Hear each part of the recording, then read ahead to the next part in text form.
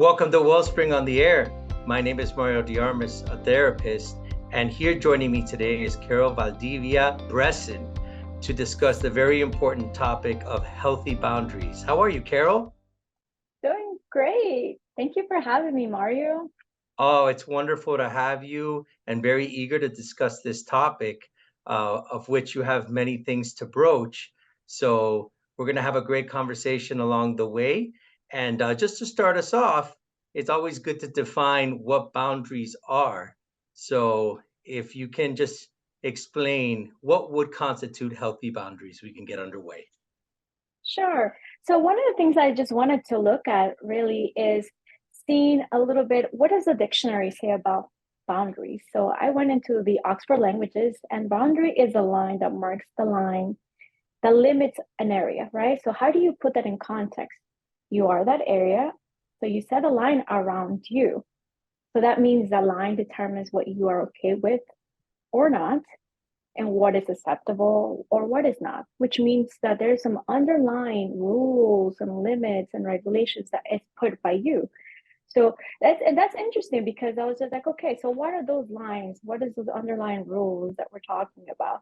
And Therapy's Aid, which is a really great website to go into, they use boundaries in the context of personal boundaries. So like you as an individual, you set those boundaries, you set that line mark, but in the context of relationships. They break it down to the different types as well as with categories. So you're going to see that there's the porous, the healthy, and the rigid. The person who always keeps others at a distance, whether emotionally, physically, or otherwise, is said to have rigid boundaries. Alternatively, someone who tends to have to be too involved actually with others tends to have more of a porous boundaries. But I want to show you a little bit more of a breakdown of what is rigid, what is healthy, what is porous, and most likely some of them will apply. But you Sure. may hear it, right? You may hear be like, oh my goodness, I do one of these, but that doesn't fully make you a rigid person or a porous person. It Correct. just shows you that it may be in different contexts, you may be rigid or porous, and then we're going to look into the healthy one. So we're going to learn the other types so we could really have, okay, where am I in this scale? So for the rigid, people tend to avoid intimacy and close relationships. Like they're so rigid, like I'm just gonna close myself off, and that's where you could see that they have very few close friends, unlikely to ask for help, right? They're very protective over their personal information. They may seem detached, even with romantic relationships, and sometimes they keep others at a distance, but mainly to avoid rejection more than anything. And again, just a little disclaimer, not all of them, just because one of them applies doesn't mean that you're fully rigid. It just means that possibly in some areas you just happen to be that, right? For Right. instance, if you want to protect your certain personal information, I think you're just being wise protecting your information, and that's why we're going to go into deeper and looking at the healthy boundaries. But let's look at pores. The poorest one is someone who overshares personal information. You may be thinking of somebody already who might overshare, You right? know their life story in 10 seconds. Yes, and you meet them right away. But the funny thing is, a lot of us sometimes tend to be porous in that kind of situation where I don't know about you, but when you travel, when you're on a plane and you meet a stranger and you just connect so well and you tell them like your life stories. I've had people tell me their life stories in planes that is like, but it's I guess it's all again depends on the context. But again, going back to porous, it means that they have a difficulty saying no to the requests Mm, of others. So that now, if you're the listener right now listening, do you have a problem saying no? mm, Are you over involved with other people's problems? Like, mm, fulanito de tal is having a situation, but you gotta know what's going on. You gotta, you need to know. How could I help? How could I be there? Not to say that you're not compassionate and things like that, but it's like you get way too involved. Like it's not even your problem. They probably have friends and family members that could help them out, but you just want to be the one to save, right? There's other part of the poorest one is that they depend a little too much on the opinions of others. yes. It that's again not a good healthy boundary, right? So they are what do they think about me? Or if I say no, they might not like me or they might not be happy with me, or boundary. Also, it gets to a case where it could lead to accepting abuse or even Mm-hmm. disrespect. And so if you're listening out here, if you like see one of these things, we're gonna give you more tools on how about healthy boundaries. Another one is fear of rejection if you don't comply to their needs, their wants, or what is it that they require, right? But again, just a little side note, right? You may be listening and you may think, I overshare. I sometimes overinvolve myself. But Mm. I want us to look at healthy boundaries because healthy boundaries may give you some ease into that situation. So healthy boundaries is you value your opinions, you value who you are, and you don't compromise your values for others. And let's just say, I know family comes first for me. So I won't let work come on the way of that. But if I keep saying yes to my boss, yes, yes, I'm gonna do this, I'm gonna do that, and then it keeps me from my family, then I might be doing a porous boundary where I'm allowing Correct. my job to filter in what I value the most, which is family. So a healthy boundary does not compromise. So you know what? We could easily say, hey boss, I would love to. Thank you for the opportunity, but not at this moment. Right? Yep. You don't compromise your values for others. You share personal information in an appropriate way, doesn't not overshare or undershare. Right? So you've got to see the context. When are you're oversharing? Like if you share your testimony and maybe you're sharing things that you possibly wouldn't share usually typically outside and in the grocery line or something, Right. but in a church, if they're asking you to share your testimony, you will probably share more information than usual. But you know your personal wants and needs and can communicate them clearly. And you're also willing, and this is interesting, a healthy boundary, someone who has healthy boundaries is willing to accept a no from others.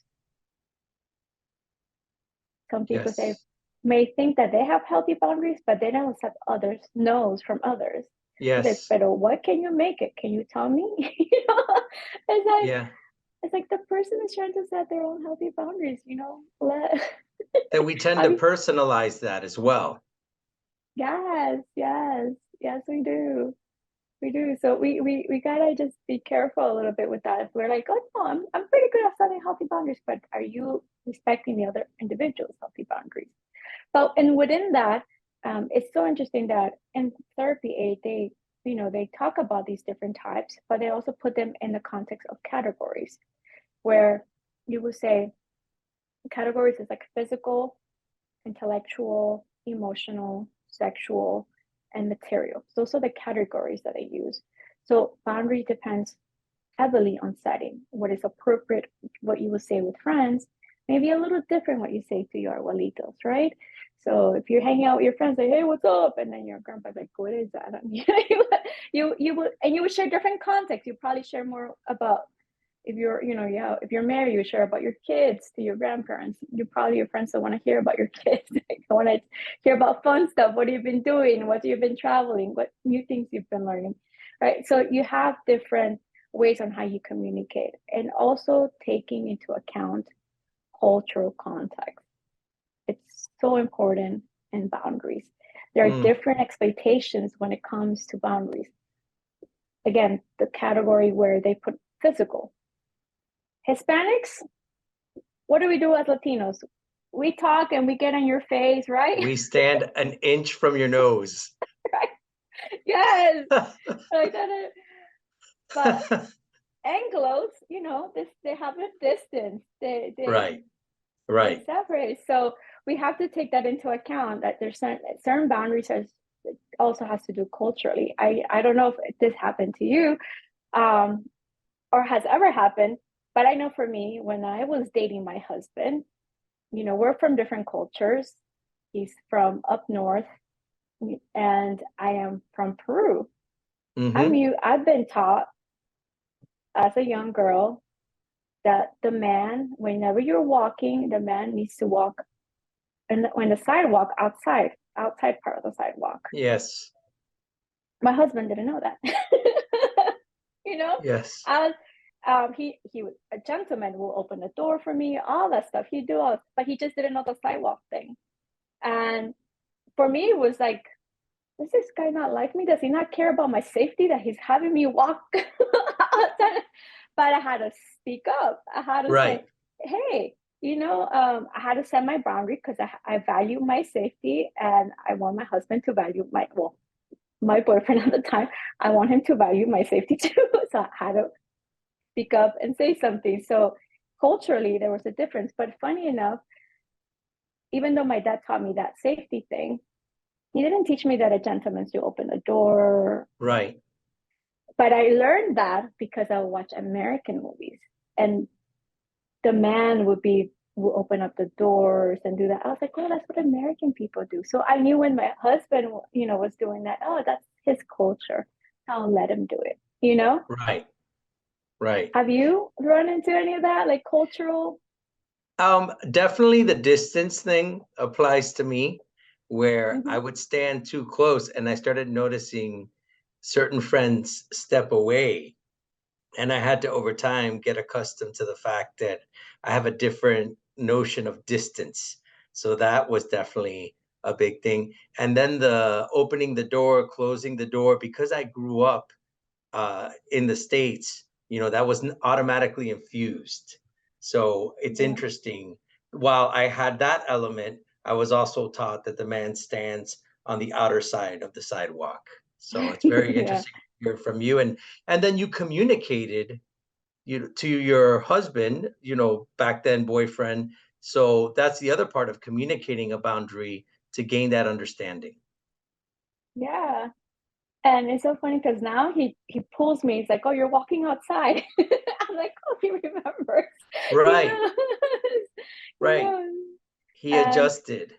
he adjusted definitely. And just to give you small ideas or examples with the intellectual, is people set their boundaries about their ideas that they have, right? Emotionally, people would set boundaries.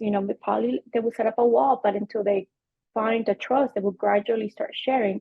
So they would start opening. Maybe they would start rigidly, possibly, and then they would start opening up. Or even like sexually, that, like, for instance, you don't like your boss to touch your shoulder. You just say, "Hey, I don't find that acceptable." Or making even sexual comments. Like sometimes people make sexual comments and you find it very uncomfortable. Like to you, you like not to hear those things. So you voice them out. Or even like nowadays, if we could, teenagers, or you don't even have to be a teenager. Sometimes you don't want to have sex with the person, but then you feel pressure to do it. Oh, they paid for my food and I dressed up nice, and maybe they're hoping they will get lucky, right? But then it doesn't line up with your values. But then because you're so worried about not saying no or what they're gonna think about me, then you compromise, and that's why there's that category of sexual or even material. You will have that neighbor that you lend them, a car or even lend them like a tool and you haven't seen it like in 3 years. Right? Right, Next time he asks for it, you're gonna be like, I probably won't lend it to you, or you avoid him. right, right. No, you've covered so much. And this whole idea of porous and rigid really speak to me because I feel that people that have rigid boundaries, and like you said, there might be an element that we have of one, but that doesn't mean we're defined by it Mm-hmm. in its entirety.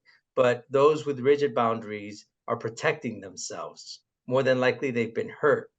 Those with porous boundaries that are seeking validation from externals, right, Mm-hmm. are pursuing that affirmation, and it's so exhausting. I call it the everywhere but nowhere syndrome. You're saying yes to everybody and then you disappoint, and Yes. it's actually liberating to have boundaries. That's the whole Yes. paradox, that the more we establish our boundaries, the freer we become. And as we continue, I'd love for you to tell the audience the whole idea of how to create and maintain healthy boundaries. Great. So before I go into that, I just wanted to give you guys some statistics and learn about that there are other people out there that are struggling with healthy boundaries. So according to the Thriving Center of Psychology, they interviewed a little over 1,000 Americans, and 58%, that's more than half, had trouble saying no. 65% of them were women and 49% were men. And the generation that struggles the most with setting boundaries is Gen Z, then Wow. millennials, then Gen X, and then lastly, the boomers. And in that survey, they were asking them, do you consider yourself a people pleaser?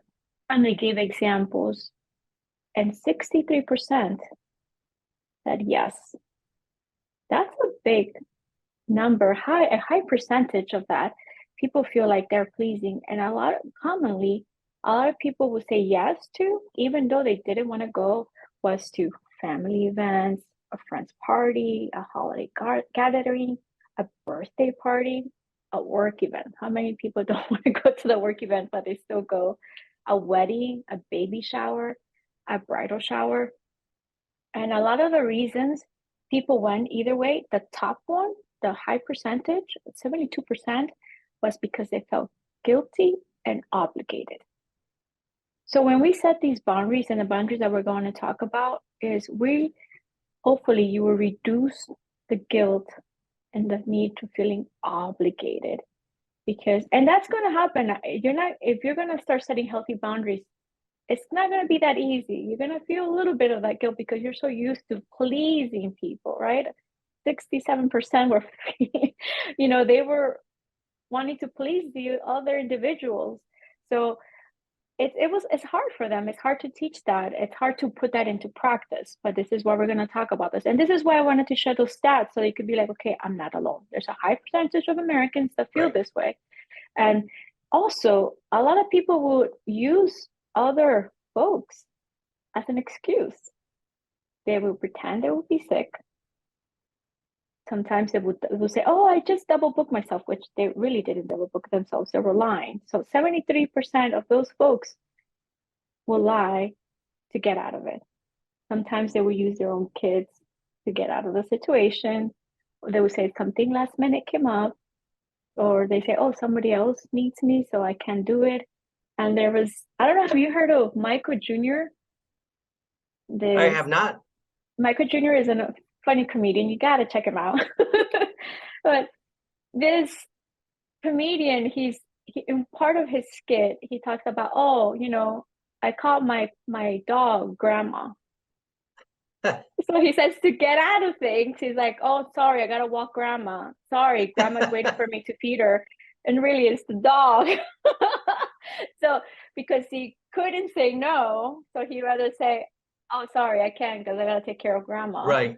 But Grandma's his dog. So he's like, the best thing to get out of things, just name your dog, you know, Grandma or something along those, so you could get out of things. And but just be careful when you hang up, to hang up before, because if you start smacking Grandma, it's like it's like they might think you're actually smacking your grandma, but you're really smacking the dog. The I code, thought that was, the code and the symbolism. yes. Um, and part of that, just a small stats on that is the people that had the most problems to say no to was their friend and then mom. And then there was their partner and then their boss. And lastly was a father. Like they had more problems saying no to a friend and to a mom than the father, which I thought that was interesting. I guess they're okay disappointing the father, but not the friend or the mom. So Hmm, I thought that was interesting. that But is all right, interesting. going back to your question, Mario, how do you create and maintain healthy boundaries? To know your boundaries, you need to know your values, first of all.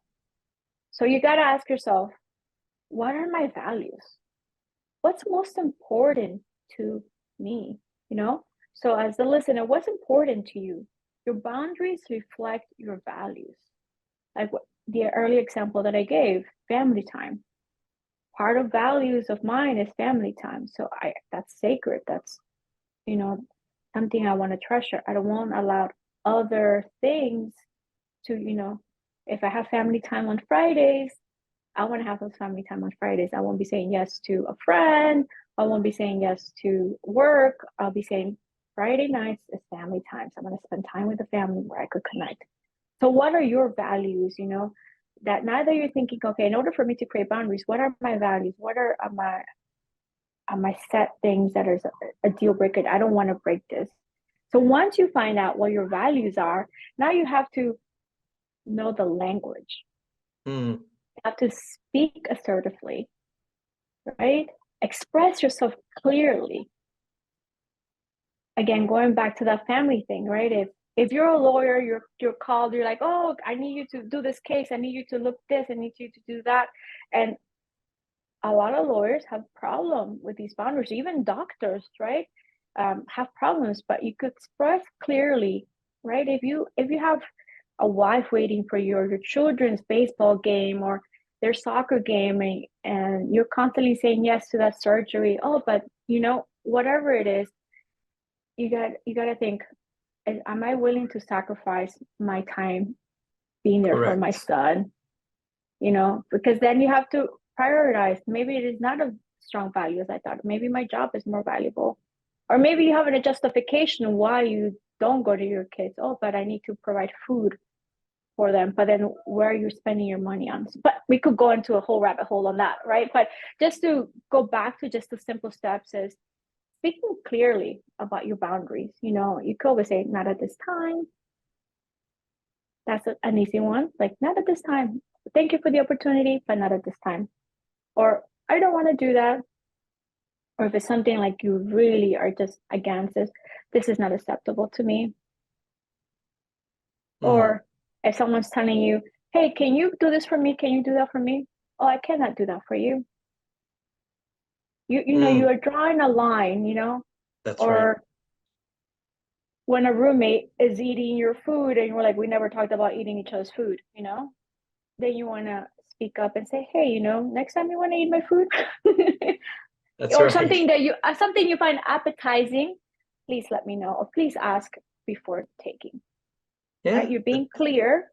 You're Assertive. setting a bar, assertive, yes, and just letting your yes be a yes and your no being no, right? Correct. And then you've just got to continually practice. The next thing is be confident when you say it, because you can say not at this time, right? Right. You can't do that because they're going to be like, what? Right. Timid. Body language is so important.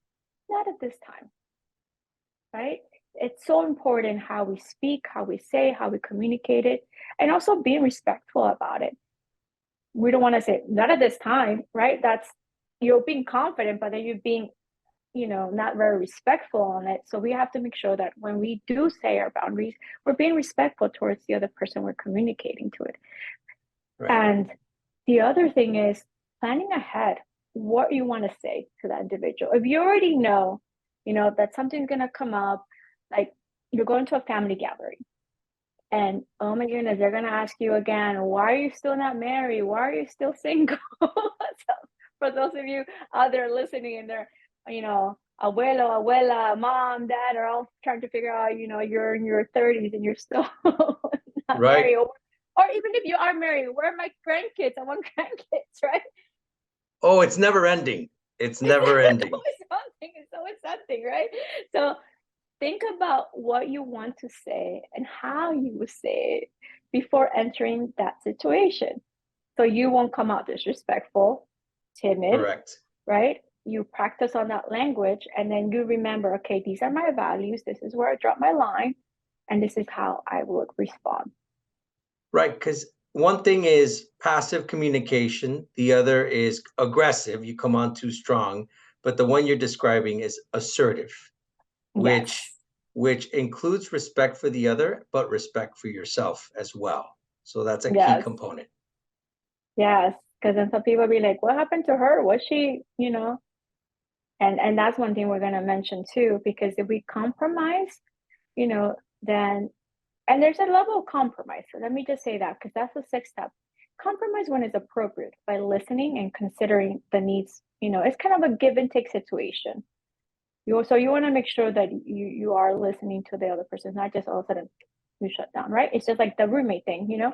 You're not completely telling her no, but you're just telling her, hey, can you respect my boundaries Correct. and ask me, you know, if you want it, if you see something yummy of mine, please ask before, you know, taking it. So you're just letting her know that these boundaries need to be set. But maintaining is that part. Practice, practice, practice. I don't go and say practice makes perfect because I don't think we're perfect. We're being perfected. But I believe that maintenance and practice will show you progress. Because if Exactly. you allow others to do things that are not okay with you, remember that boundary, that line that you set around you, you'll start building resentment, anger, Exactly. fear. All of a sudden, as soon as you start seeing that person, you feel uncomfortable around them, and you're like, oh, why do I just feel like not okay around that person? It's because you've allowed that person to just walk over your boundaries without even realizing it. You start Exactly. feeling shame, sadness, irritated sometimes, or even you start feeling a little flustered and anxiety. So we need Yep. to make sure that you just continually practice that body language, the assertiveness, you know, being respectful and just thinking before you say it. So it will be easier when you come into that difficult situation. So it doesn't become draining. Because when you start feeling drained around a certain individual, then you know you need to set those healthy boundaries around that person. So, Carol, as we wrap things up, and it's been a great show, I wanted to ask just first, what does the church say regarding healthy boundaries? And after that, if you could just give us some encouraging remarks for those who are listening. Sure. So there's a lot in the scripture that talks about healthy boundaries, and we could do so many part one, part two, part three about it. But just quickly, just some of the things that Jesus did is he would go in his alone place for prayer, alone times to just be with God and to spend time with him because he needed to reconnect. He needed to just decompress from all the people around him. So even him, he showed about self-care and also saying no to his own disciples as well, not just to the masses, but also to his own disciples. He's like, look, I gotta go, I gotta do this. And there's many more stories about healthy boundaries that we could go on. But I want to just give words of encouragement to you, the listener, is do not justify, do not rationalize or apologize for setting your healthy boundaries. And do not argue, just calmly, firmly, clearly, and respectfully communicate your boundaries. And with time, you will, you know, that guilt that you're feeling, that shame you're feeling will leave you because now you're going to be living out your values and you're going to be more at peace. Thank you so much, Carol, for your incredible remarks and insight as we discuss such a vital topic. And thank you for joining us today. We had the pleasure of listening to Carol Valdivia Bresson. And as we close this show, we thank you for joining us. If you joined the program midstream, you can find this show and others on podcast at Wellspring on the Air or on our blog on wellspringmiami.org. The title of today's show again was Healthy Boundaries.